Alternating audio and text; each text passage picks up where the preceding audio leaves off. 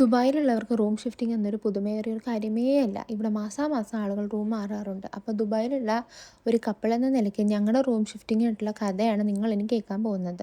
അപ്പം ഞങ്ങൾ വന്ന സമയത്ത് ആദ്യം താമസിച്ച സ്ഥലമാണിത്. അപ്പോൾ ഒരു 8 ഷെയറിംഗ് ഉള്ള ഒരു റൂമാണ് കേട്ടോ ഇത്. കണ്ടു കഴിഞ്ഞാൽ വളരെ വലുതായി തോന്നുമെങ്കിലും ഉള്ളിൽ വളരെ ചെറുതായിരുന്നു ഇത്.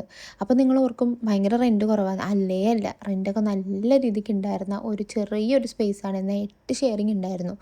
അവിടെയുള്ള ഒരുപാട് റെസ്ട്രിക്ഷൻസും പരിമിതികളും എന്താ പറയുക ഒരുപാട് ബുദ്ധിമുട്ടുകളായിരുന്നു അവിടെ. പക്ഷേ എങ്കിലും ഞങ്ങൾക്ക് ആ സ്പേസ് വല്ലാണ്ട് ഇഷ്ടമായിരുന്നു കേട്ടോ. കാരണം ഞങ്ങൾ ആദ്യമായി ഇൻ്റർവ്യൂവിന് പോയ സ്ഥലം, ഞങ്ങൾക്ക് ആദ്യമായി ഓഫർ ലെറ്റർ കിട്ടിയ സ്ഥലം, ജോലി കിട്ടിയ സ്ഥലം, അങ്ങനെ അങ്ങനെ അങ്ങനെ ഫസ്റ്റ് കുറേ ഫസ്റ്റുകളുണ്ടായിരുന്ന ഒരു റൂമായതുകൊണ്ടായിരിക്കും ഞങ്ങൾക്ക് അത് വിട്ടു പോരാൻ ഭയങ്കര വിഷമമായിരുന്നു. പിന്നെ മേ ബി അവിടെയുള്ള നമ്മുടെ റൂംമേറ്റ്സിൻ്റെ ആയിരിക്കാം. അങ്ങനെ പല റീസൺസ് ഉണ്ടായിരുന്നു നമുക്ക് ആ സ്ഥലം വിട്ടു പോരുന്നതിന് ഞങ്ങൾക്ക് ഭയങ്കര വിഷമമായിരുന്നു. കാരണം നമ്മൾ വിഷമവും നമ്മുടെ സന്തോഷമൊക്കെ ഇനീഷ്യലി ഉള്ള ഒരുപാട് നമുക്ക് വന്ന ചേഞ്ചസ് കണ്ട ഒരു റൂമല്ലേ അത്. അങ്ങനെ ഞങ്ങൾ അവിടുന്ന് ഷിഫ്റ്റ് ചെയ്യുകയാണ്. അപ്പം ഞങ്ങൾ ഷിഫ്റ്റ് ചെയ്യുന്നത് നിങ്ങൾ വിചാരിക്കും വലിയ കൊട്ടാരത്തിലേക്ക് എന്തേ കണ്ടോ, ഇതാണ് മൊത്തത്തിലുള്ള റൂം. ഇത് നമ്മുടെ ഫുൾ സാധനം മാറ്റിയ ശേഷമുള്ള റൂമാണ് കേട്ടോ.